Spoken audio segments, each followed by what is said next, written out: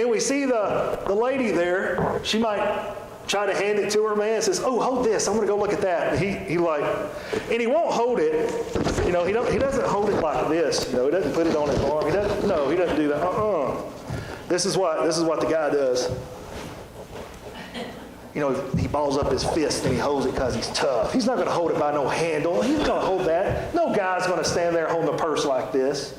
You know what he does? He holds it like this for her, Or he puts it in the cart. He's willing to push it around. He don't really want to hold it. No guy in his 20s wants to put this on his shoulder. That relationship, what is that? That's a picture of a carnal Christian. The lost don't want to touch it. Now, the carnal Christian, he's tough. Now, he's got a handle on it. It ain't got a handle on him. He's got a handle on it. He's willing to control it, put it in the cart, and push it wherever about they need to go. But he ain't going to hold it by the handle. He'll hold it. He won't hold him. That's good, amen. Carnal. Don't want to be seen with Jesus like this, like me and Jesus are all tight, and I'm holding my purse like a... Guys ain't going to do that. You see guys toting the purse like this, he's holding it for some lady. But then there's a third guy. This third guy, he's probably about 75 to 85. You've seen him at Walmart, you've seen him at the store, and he's holding the purse and he's holding it like this, and he might be looking at something on a shelf. He's looking at some items that are on for sale. He might be looking at, just standing up there at the front of the store, and he's just looking at stuff over in a bin, poking through. He's about 80 years old and just looking at stuff. And every one of you know that's not his purse. But he's holding it for somebody. He's keeping it safe. He's scared if I put it down, somebody might grab it. I better just hold it like this. I might forget it.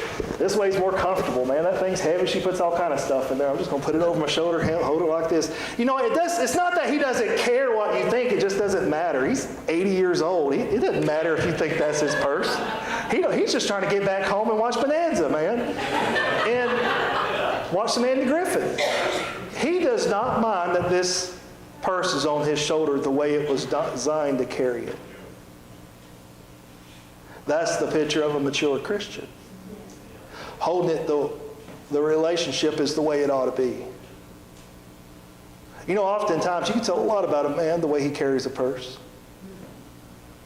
There's a shame to it. I want to carry, that's girly, but how many times have you needed medicine out of this? How many times have you needed some Tylenol out of this? How many times have you need your birth certificate out of this? How many times have you needed, this is like a walking pharmacy right here, folks. It's a walking grocery store. We got out of church one time with Mama, and we said, hey, can we go buy Burger King? She says, no, it's so high, we can't go there. It's too expensive, She said, I brought some pimento cheese. She opened her purse, pulled out. We're on the way home. She's sitting in the passenger side in the car, got 30 of us kids back there in the back seat of the car, and she pulls out a butter knife and some pimento cheese, and a loaf of bread was in this thing. And she proceeds to make pimento cheese sandwiches for us. I said, Mama, we ain't got nothing to drink. We'll be home in 30 minutes. You can drink all you want to when we get home. But it's neat. We didn't want to touch this thing, but we knew there was something important about it. I just want to preach at you a little bit this morning about how you carry your purse. This relationship you have with this man called Jesus. Often some of you are like this. You don't want to, nobody wants to see out in the town, it just doesn't look right. Can you just see James? Come here, James. Can I put this purse on you and let you model it? No. He's like, don't speak my name. Don't look. He won't even look at me right now. He's like, no guy wants to see walked around carrying a purse. Why? It looks effeminate. That's how they've made Christianity today. They made it an effeminate cultural thing that, it just doesn't suit me. Yeah. Amen. The problem is you don't suit it. I just want to preach to you a little bit about how you carry your purse.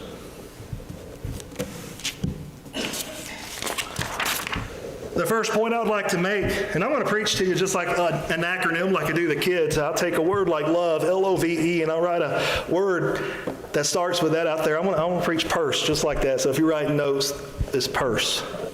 The first point I'd like to make is you ought to carry your purse purposefully. You know, in the early 90s, they did a survey out on the streets of New York. And they did this with 100 women that walked by, women of all walks of life. And most of them looked like people back in the early 90s. They dressed nicer back in the street, walking down the street, ladies walking down the street. And I seen the video of it, and there's these ladies in this nice dress suits, and maybe a blue suit this lady's wearing, and she's carrying a blue purse. And they'll stop these people and ask them, what's in your purse? They said, we're doing a survey. We want to know what's in your purse. Do you know 1 out of 10 of those women had nothing in their purse? They had nothing in it. It was because it matched her shoes. It matched her sports jacket she was wearing. It matched a hat. But it had no purpose really other than it just looked good. You know, that's where a lot of Christians are. You don't wear your purse very purposefully. Doesn't really have a real a point to it. Most conservatives in this last election, you look at them, they'll say they've never come out as Christian, but they mark that on their red box. Like, conservatives were Christian. What's in their purse? Nothing. It just matches their shoes and their hat. Absolutely nothing. They couldn't tell you one verse. I think it's neat to me when they ask one of these conservatives, what's your favorite verse? Well, in the book of Job, it says, Job? You know, they don't know a verse. There's nothing in their purse. You ought to carry your purse. You Bible believers, you ought to carry your purse. Your relationship with Him ought to have some purpose to it. It's not because it matches your wife or well, the family's like this. Well, my father-in-law, or my mother-in-law. Well, the people in town are like this. Well, the people at the bank I go to. Well, why are you carrying a purse? What's your purse? How do you carry your purse?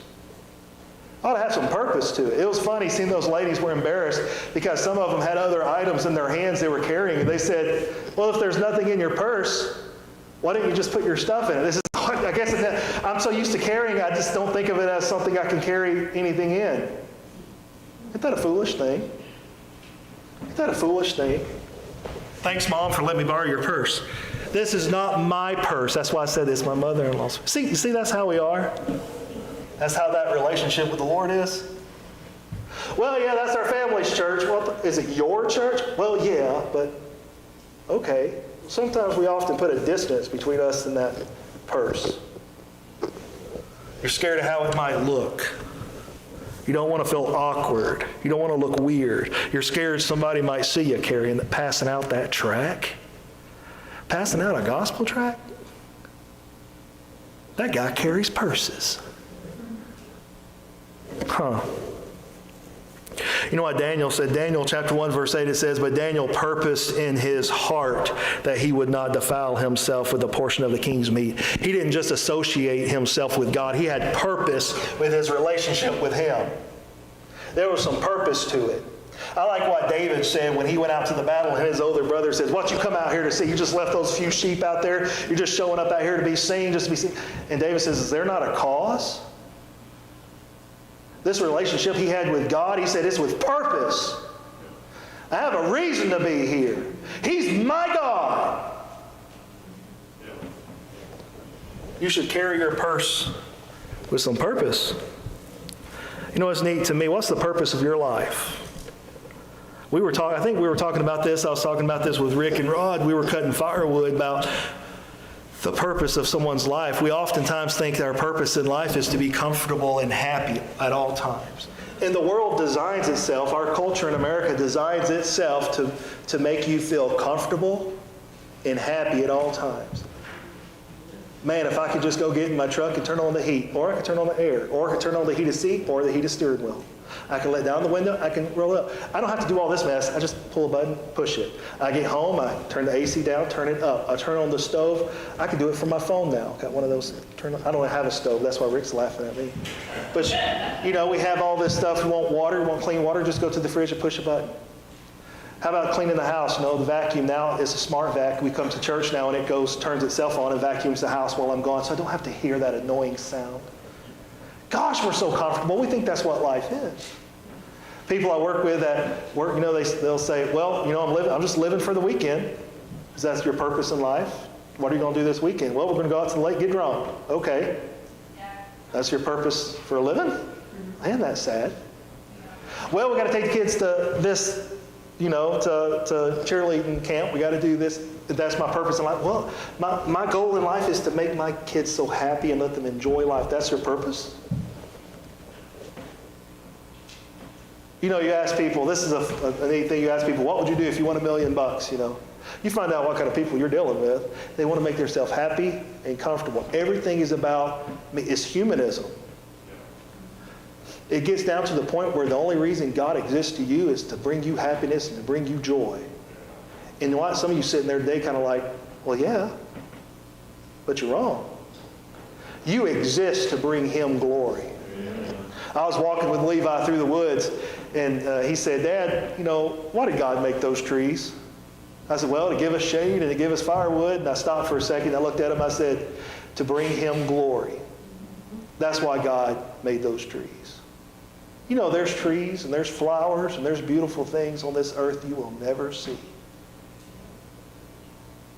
But God sees them, and they give Him glory. They have purpose, and their purpose isn't to serve. This might come to a shocker. Everything on this earth that is beautiful does not just exist so you can enjoy it. It's for Him and for His glory. Why? It has purpose. If your purpose in here today is to have a happy wife, happy life, you've missed out on life, buddy. If your purpose is in here to get plenty of money, get plenty of retirement, get plenty in the 401k so I can be happy when I'm older, you've missed out. You've lost this thing of life. I've seen many a man visiting them in the nursing home right there on their deathbed. We visited this one guy. I know he's in hell. We visited this one guy. He rejected Jesus Christ. We knocked on his door. He was an older man. He was enjoying his retirement. He liked to play tennis, liked to play golf. And it all fell on Sundays. He couldn't be part of it, didn't want to be part of it. So take that religious stuff down the street. They need that down there. When he was laying on his deathbed dying, his daughter called us. And we came and visited him. Did he want to get saved? No, because he was at the point in life where he could just lay there in that bed, heard, oh God, oh God, oh God, oh. And we tried to convince him of receiving Christ, but he was too far gone in the mind. He couldn't focus on what we were saying. He died without Christ. He had a lot of good days here on this earth, though. He lived out his purpose and died and went to hell without Christ. What kind of life do you live? What's your purpose in life? What's your purpose? Why are you here? Turn with me to the book of Ecclesiastes. Ecclesiastes chapter 12. Turn to Proverbs and just turn a few pages after and you'll fall into Ecclesiastes. Ecclesiastes chapter 12. Now here's a man that had the financial ability to live however he wanted to live and get whatever he wanted to get. Look at Ecclesiastes chapter 12. We'll pick it up in verse 13, but it's neat to me. I see this a lot in Bible school. I was 25 when I went down to Bible school, and there were guys. And it's neat when you go to school down there because you think of school as everybody in your grade being about the same age. And that's not how it is down at Bible school. There were guys in our class that was like 18. And I think the oldest person in our class was Brother Widmer, who was in his 50s. There's a big span there. But this 18-year-old grew up in Bible Baptist Church his whole life and knew his Bible well better than any of us in that class. And Brother Widmer's like, I didn't know any of that. Here he is in his 50s. But it's neat to me to hear these younger guys that are 19, 18, 19, and get up and give a testimony about, I tried everything the world had to offer. I'm like, no, you didn't. I mean, you tried everything that you could get your hands on. I understand that. I was willing when I was 18 and 19. I tried everything I could get my hands on. But I've never tried out $1 million. I've never tried out a Ferrari. I've never tried out flying in a jet. I've never tried that stuff out. I couldn't afford that stuff. Here's a guy we're going to read at. He could afford that stuff. He's got more money than Elon Musk got. He could try his hand at anything. Solomon here, look at Ecclesiastes, did I say chapter 12? Chapter 12, verse 13. He's summing up his life here, summing up his thoughts on the matter. Let us hear the conclusion of the whole matter. Fear God and keep his commandments, for this is the whole duty of man. You know what? He comes to the conclusion, his purpose in life. What's your purpose? Solomon tried everything the world had to offer. He could afford it. He could do it. And what did he come up with? Let's hear the conclusion of the matter. Fear God and keep his commandments, for this is the whole duty of man. What did he find? He found purpose. There's some purpose there. You want to have, I think Joel Osteen's the one that says, a purpose-driven life. You better draw close to him, not things. Osteen, I tell you to back the truck up. God wants to load you up. He wants to load up your finances. He wants to make your home life just right. He'll put, he'll help. He talks about that stuff all the time. Like that's the purpose of man, is to obtain benefits from God and not you bring glory to him. All things were made by him, and by him all things consist. You know, when God created the heavens and the earth, he made man, on the sixth day? And God said up to that point each day, he said, and it was good. Who was it good for?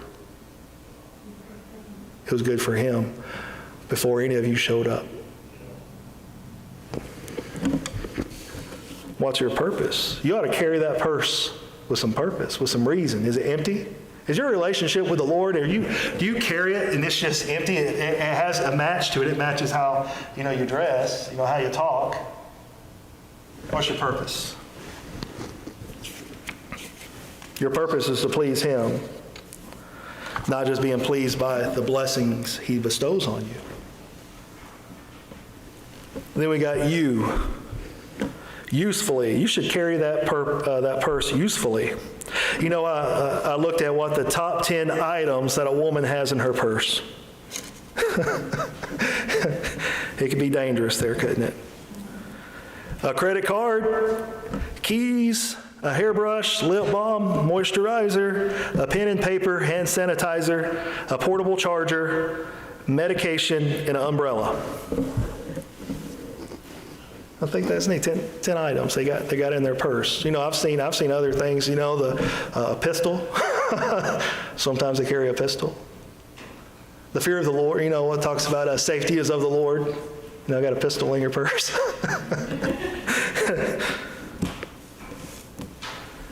Your relationship with Jesus Christ is useful. No, like these items that I mentioned there, a credit card, it keeps you it's a credit card holder.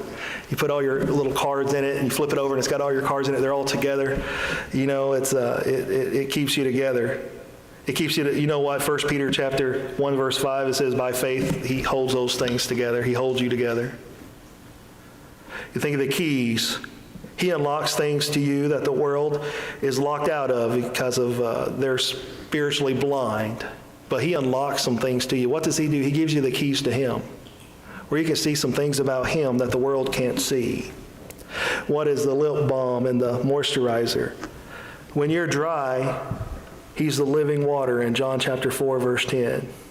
What is he? He's like pen and paper. He's the written word, 1 John 5:7. He's like hand sanitizer. He cleans you up. That's Revelation 1:5. He's like that charger. He gives you a boost. The Lord ever give you a boost first thing in the morning? Hear some preaching or some teaching? You're kind of running on low. You're about 2%. Whitney, I can't stand it. Every time I pick up her phone is always dying. If my phone is at 80%, I think it's low. How do we have 30 chargers in this house and your phone is at 2%?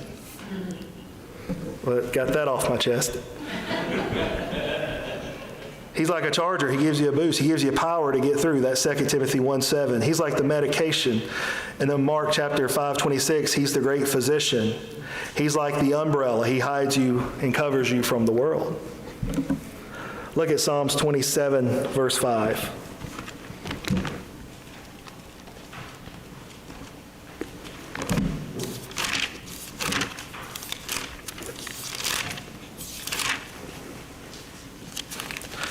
Psalms 27, verse 5, it says, "For in time of trouble he shall hide me in his pavilion. In the secret of his tabernacle shall he hide me. He shall set me upon a rock." I like that. He covers me in his pavilion. He hides me. That's good. You know what he is? He's a very useful help. I find having a close relationship with Jesus Christ is very useful, and it's necessary. It's useful when you're trying to witness. Having a relationship with Jesus Christ, having a close walk with him, will help your testimony and your witness. It was a truck I sold Rod years ago, 5 or 6 years ago. I had a black Silverado, and I was at work in Alabama one time, and I had a flat tire. Got off work, had a flat tire. Just worked a 12-hour shift. I was tired. I go out to the parking lot, tire's flat.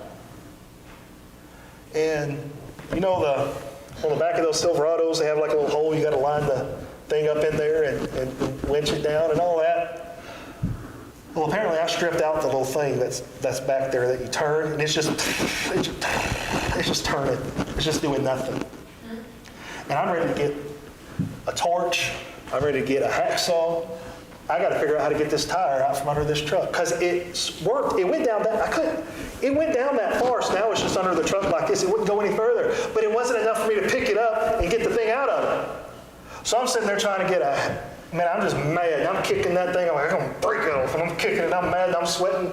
And here comes a guy, walks up to me and says, "Hey, man, you need some help?" "No, I don't need no stinking help. What are you going to do?" You know, I'm kicking on this thing. I'm mad and I'm blowing off steam. And he says, "Well, have you prayed about it?" I'm like, "You jerk, who are you?" And he didn't know, I didn't know him, but he knew of me.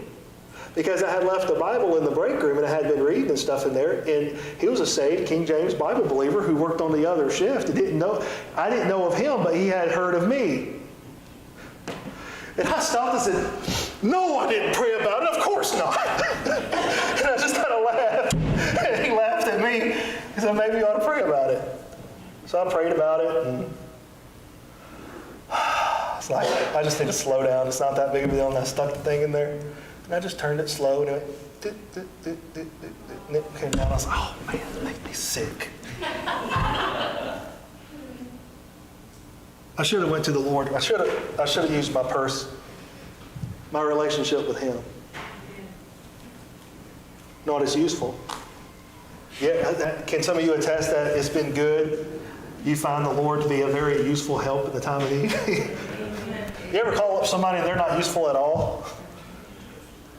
I find out how good I am at stuff because none of y'all call me. I'm joking. But you know what? You call on him first because he can fix anything. I know a guy that can do anything. You know, it's good to have that one guy on your phones. When something goes wrong, I call him. It's him. We don't give the person enough credit, do we? That relationship. This girl I knew, her name's, the family that led me to the Lord, their youngest daughter, her name's Tony Hodnett. And she is a weirdo. Anyway, we used to go to the movies and hang out as a group, as friends and stuff, and go places, and she would always take her purse. And we would get into the movie theater and sit down and watch the movie, and I'd start hearing rattling. I'm like, "What is that?" Paper. And she's eating a Big Mac. Like, I just paid $30 for a Snickers bar. How do you get a Big Mac in here? She says, "I put it in my purse." Then you hear, like, "What do you got? What are you doing?" It's like a slushie, and it's like a big one. She said, "I put it in my purse." "Give me some of it." "No, get your own purse."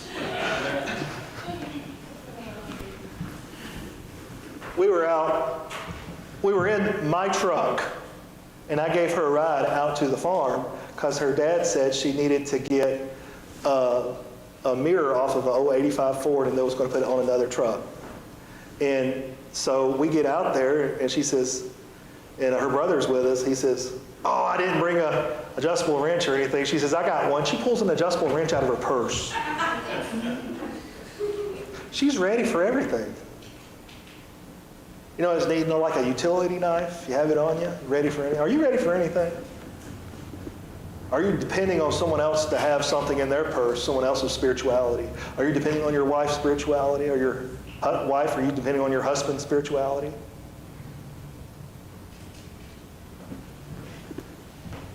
What's in your purse? I like that with the MasterCard. What's in your wallet? I think it's MasterCard. They won't let us have one of them. But you get to dependent on the wrong stuff. It's useful. All right, we got the R. You should carry your purse responsibly. You know, the number one place women forget their purse.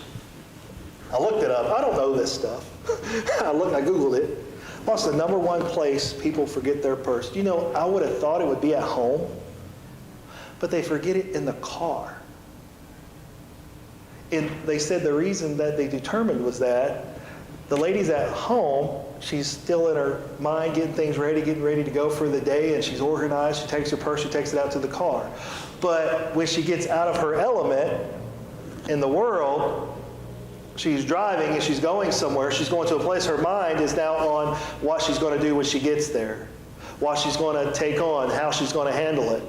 Conversations she's going to have, and she gets out of the car, she locks the door, goes into the building, and the purse is still in the car. You should carry your purse responsibly.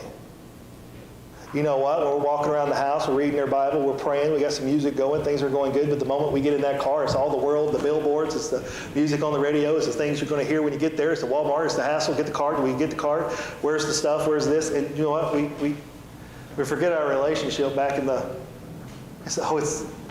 I left him back in the car. Jesus, you wait in here. I'm going to go inside and get what we need. No, it's good. You can stay here. You forget Jesus. You forget about that relationship with him. You all look like real spiritual folks. Y'all look like well-dressed. You look nice. You look like somebody I could come up and talk to about the Lord. I don't know how you're going to look tomorrow. I don't know what frame of mind you're going to be at this time tomorrow. Monday at 1 o'clock at 12:36 or whatever that clock. That clock's way wrong. Yeah, 11:36. I'd say, I've been doing that. How long have I been up here? I'm pulling up Wilcox on you, but I don't know how you're going to be tomorrow. How responsible are you with the purse? Your relationship with him? Very irresponsible. Young couples, you know, they have it out. They fight. Men and women in their 20s and stuff. They're so immature. They're irresponsible with the things they fight over. In their relationship, they're not very close. It's not quite right. And they just fall out. How's your relationship with him? Are you very responsible? Are you responsible? You know, a relationship goes two ways. It's real dangerous to listen to one side of someone's complaint. Because Dad always says it takes two to tango. So is it his fault? You're going to sit down and do some counseling with the Lord. You talk about your spouse. Each person in here that's married to someone, you can name at least 5 things that you don't like about them or they do that drives you nuts. Maybe 10. David said, there is nothing I can think of. Not one. I seen Lisa reach way back for some reason. Then he just said, nope, nothing. Not a thing.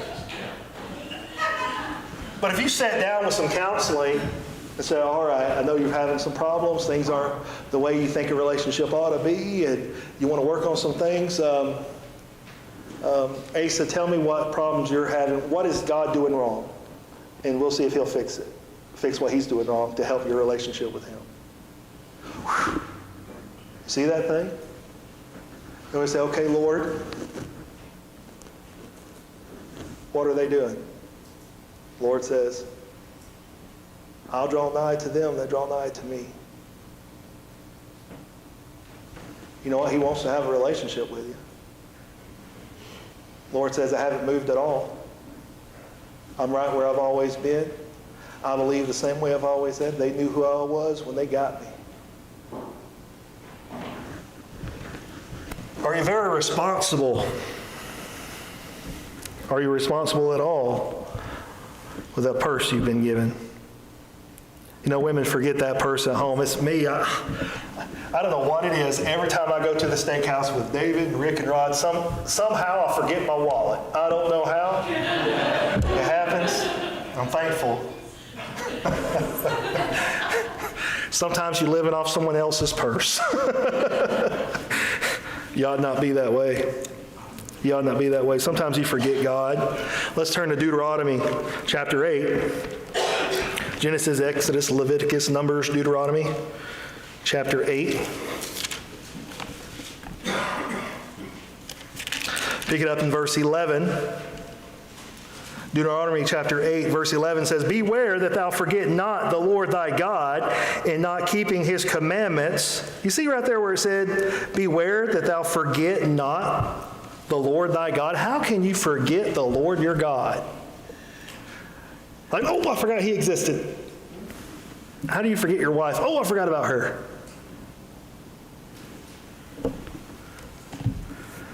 "Beware that thou forget not the Lord thy God in the keeping in his commandments and his judgments and his statutes, which I command thee this day, lest thou hast eaten and art full, and hast built goodly houses and dwelt therein." You see what's going on? Things are getting good. Things are fine. Things are comfortable. Man, I'm good. "And when thy herds and thy flocks multiply," man, things are good. "No, Lord, you take a break. Things are good here. We don't need you to do anything. "And thy silver and thy gold is multiplied." 401k is getting better. I ain't praying. You know, people have really been praying. Christians have prayed the last few weeks, man, going nuts, praying that Donald Trump get in there, praying. Now, after the other day, they just kind of stopped. Oh, things are good now. Ain't no need in praying. You know what? They forgot God. "And when thy herds and thy flocks multiply, and thy silver and thy gold is multiplied, and all that thou hast is multiplied." When you get more, oftentimes you have less of Jesus. Are you being very responsible with your relationship? Have a sister and a brother-in-law. I love both. I love that brother-in-law. He's a great brother-in-law. They were married for 30 years. When they started off, they lived in a house that was smaller than the house. A lot of folks here has been to my house. My and Whitney, we live in a small house, a little tiny house, and we're building onto it, but we're not living in the expansion part yet. But my sister and her husband, when they first started out, they lived in a little tiny, it was a box, had 2 rooms in it. And then the bathroom, it was just a little bitty thing. You just wonder how in the world. And then through the years, he started making more money. She started making more money. Money started pouring in. Things started getting better. And there was less of them. I remember as a kid going over to that little tiny house and spending the night. Like, where was I going to sleep? I had to sleep on the floor, in the living room. And we would laugh and play games, go mud riding. I used to love that. He had a big jacked up truck. We'd go mud riding. But as they started making more, he didn't have time to mud ride. He didn't have time. We don't sit around and play games at night anymore. She got a good state job, and then she bought a restaurant, and he was working for a big company, making big money, and it was less of a relationship. They wasn't very responsible with each other. And then they built a giant home out on 140 acres overlooking the river, and the train is just beautiful out there. And, they got bedrooms and bathrooms galore, big garage, on one side of the house is 3 stories. It's just beautiful. I think there's 8 bedrooms in there, and multiple bathrooms, and just 6,000 square foot shop he built, just all this stuff. And it got to where they couldn't even stand looking at each other anymore. It was less of a relationship the more they got. The more that they got and obtained, it was more, it's me, then there's you. There's not us anymore. When things are going good, sometimes it's you, then there's God. But man, when there's trouble, aren't you glad it's me and him? It's us. How responsible are you? Dad forgot a kid on top of the car one time. My dad, And it's funny, I got to thinking about this the other day. I got to call my sister or my mom and find out what that all about. Because, you think you got 10 kids, and they're loading all these kids up in the station wagon and all that. You're bound to forget one kid on top of the car and drive off, and they go and fall off the back. It can happen. But I got to thinking about it. It was the oldest kid. That was the only one they had at the time. How does that happen? Remind me to call Mom and ask her about that. But Mom, she put her purse on top of the car one time leaving the restaurant. And we owned the restaurant, and she was busy doing stuff, and she put it on top of the car, and it blew off somewhere between Wadley, Alabama, and Daviston, Alabama, where I was living. It's only a 6-mile stretch. But she didn't know where it was. Where did I lose it at? Where did it fall off at? Where did it go? Oftentimes you ask yourself, where did me and Lord, where did we fall off at? You know what? She didn't find that purse at this point. She found it where it fell off at. And that's where she had to get it back at, where it fell off. You want to get back close to Him? Get back to where it was, where it fell off at. Say, Lord, this is where I messed up. This is where it went wrong. You know what? You got to be kind of responsible. What was it? Oh, let's look at it. We got a little time. Matthew chapter 14. Matthew chapter 14. It's a common passage here, a well-known passage, I should say. Matthew chapter 14. Let's pick it up in verse 22. It says, "Then straightway Jesus constrained his disciples to get into the ship and to go before him unto the other side while he sent the multitude away." I'm in Matthew chapter 14, verse 23 now. "And when he had sent the multitude away, he went up to the mountain apart to pray. And when the evening was come, he was there alone. But the ship was now in the midst of the sea, tossed with the waves, for the wind was contrary. And in the fourth watch of the night, Jesus went unto them walking on the sea. And when the disciples saw him walking on the sea, they were troubled, saying, It is a spirit. And they cried out for fear. But straightway Jesus spake unto them, saying, Be of good cheer, it is I, be not afraid. And Peter answered him and said, Lord, if it be thou, bid me come unto thee on the water. And he said, Come. And when Peter was come down of the ship, he walked on the water to go to Jesus. But when he saw the wind boisterous, he was afraid and began to sink. He cried, saying, Lord, save me. You notice there what made him sink? He saw. He looked on the troubles. He looked on the problems. He looked on the things around him, and he stopped looking on Jesus. How do you carry your purse? You carry it very responsibly? Have you stopped looking on Him? How's your relationship with Him?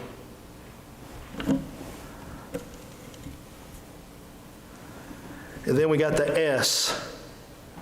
That solidly. You should get a grip on that purse. I talked earlier about this, but there's something about your relationship with the Lord you ought to have a good handle on. You ought to have a hang on to it. My sister Barney, I'm making fun of her a lot today. But anyway, when she was about 20 years old, she went into Hall's grocery store. That's a grocery store in Wadley, Alabama, that we would do a lot of our shopping at. They had a meat market in the far back. And my sister Barney was coming out of there, and she was holding onto her purse, and she felt a strong snatch. But she said she held onto it, but she flipped around and she fell on the ground. And she said there was a man came up, a young man, and grabbed that purse again and was snatching it. And she was probably only about 110 pounds, soaking wet. And he's pulling her all over the pavement, and she's screaming and hitting at him, and she was not giving him that purse. And she held onto it, and she fought that guy and fought that guy. And here's what's nuts. There was people all around. There was men standing around, and they were just in shock by it, and no one done anything. They just had that shock factor, like, what is going on here? And so while she's doing all that, somebody hollered in the store, she's being robbed! And moved. He was a man, he was about 70 years old. He probably wasn't that old. He just looked old because I was a kid. Poor Moot, he's probably only 70 now.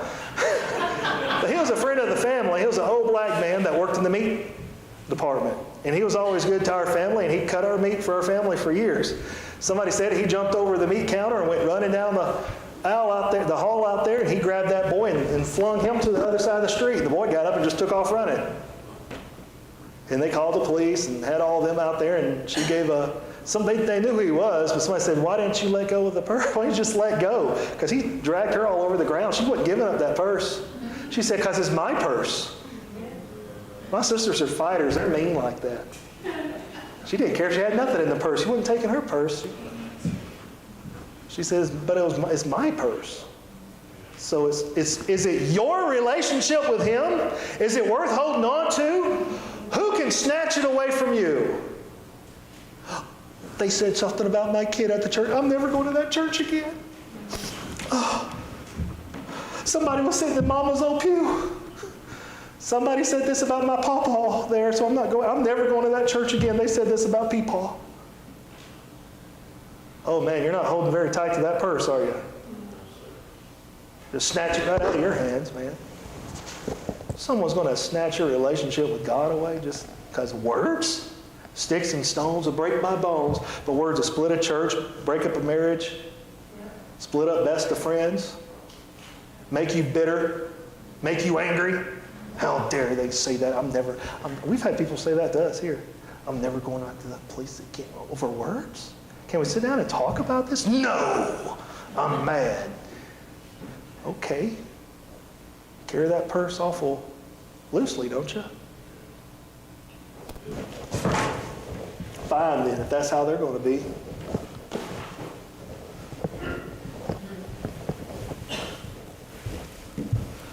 Hebrews chapter 4. I'll be done here in just a second. And I mean it when I say it. Hebrews chapter 4, verse 14. Seeing then we have, Hebrews chapter 4, verse 14, seeing then we have a great high priest that is passed into the heavens, Jesus, the Son of God, let us hold fast our profession. See, what's that mean to hold it fast? Hold it quickly? No, hold it fastened. It says, let us hold fast our profession. I got it. Nobody's getting it. It ain't being snatched out of my hands. It's me and him. This relationship I have with him, it's me and him. Amen. This is my purse. You ain't just going to take it from me. Hold fast to it. Hold tight to it. It's worth holding on to. How hard would you fight somebody for your purse? And lastly, the E, you should hold on to it earnestly. Earnestly. What does that word mean, earnestly? That's with sincere and intense conviction. Sincere and intense conviction. It was neat to hear a story of a World War II wife, where she had lost her husband. And in her purse, she carried letters that he had written to her and to their children. And he got killed in combat. But everywhere she went, she had her letters in there, and she would read those letters. And she was coming out of the bank one day, and a man came up and attacked her, beat the snot out of her, black and blue, and knocked some of her teeth out. I mean, stomped her in the ground. And she would not let go of that purse. And she was asked about that. Says, well, why didn't you just let it go? She was laid up in the hospital, news reporter. Why would you just not let it go? She said it had the letters from my husband in it. She says, that's all I have left of him. That's all I have of him, is those letters.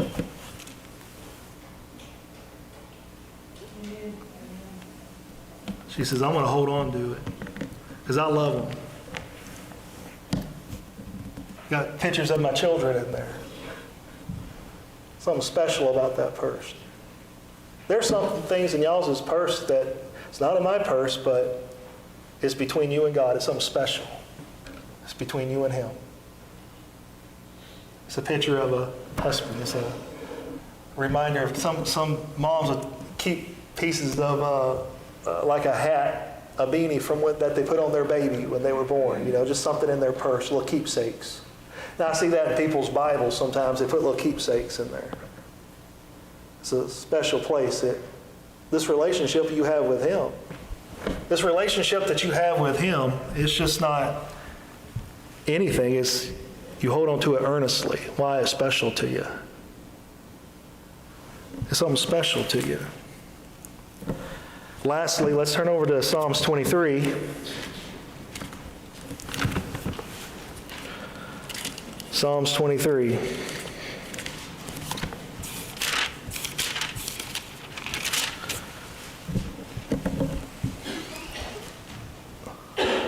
Psalms 23, the Lord is my shepherd, I shall not want. He maketh me to lie down in green pastures. He leadeth me beside the still waters. He restoreth my soul. He leadeth me in the paths of righteousness for His name's sake. Yea, though I walk through the valley of the shadow of death, I will fear no evil. For Thou art with me, Thy rod and Thy staff, they comfort me. Thou preparest a table before me in the presence of mine enemies. Thou anointest my head with oil, my cup runneth over. Surely goodness and mercy shall follow me all the days of my life, and I will dwell in the house of the Lord forever. I like that in verse 4. Yea, though I walk through the valley of the shadow of death, I will fear no evil, for Thou art with me. Hadn't the Lord been through some things with you? Some real troubles, some death, some hurt, some pain, some sickness, some loss. Man, ain't it good to know He's there with you? This relationship that you hold on to with Him, you hold on to it earnestly. It's something special. It's something that no one else has. It's you and Him. That Psalm 23, there was a convention somewhere of famous orators, people who could get up and speak eloquently and speak really well, and just famous readers. And they had one get up, this orator, he got up and he read the 23rd Psalm. And people got up, and after he got done reading it, they applauded. People were whistling. Well, that was really good. But someone had an old preacher get up right after he did and say, would you read the 23rd Psalm? And the old preacher with the crackled voice read it slow and somber, just the way he read it. And as he was reading it, people were weeping. You hear some crying, and it was just dead still and dead quiet when he was done. And no one moved. And after the convention was over, somebody went up to that famous orator and asked him, he says, how come that preacher got that response and you got this response? He says, that's easy. He says, because I knew the psalm, but he knew the shepherd. Amen. You better hold on to this thing. How do you carry your purse? How do you carry your purse? Let's pray. Lord, we love you. We thank you for the morning you've given us here. I pray that you would bless your people. Lord, I pray that we would consider our relationship with you, that we would draw nigh to you, Father. Lord, that we wouldn't be ashamed to carry you on our side and close to our heart. Lord, that we would do it publicly and often. Lord, I pray that you would bless the families here and the ones here, Lord, that want a better relationship with you, Lord. I pray that they would see that you're not too far away this morning. And Lord, we just love you and we thank you for all you do. And these things asked in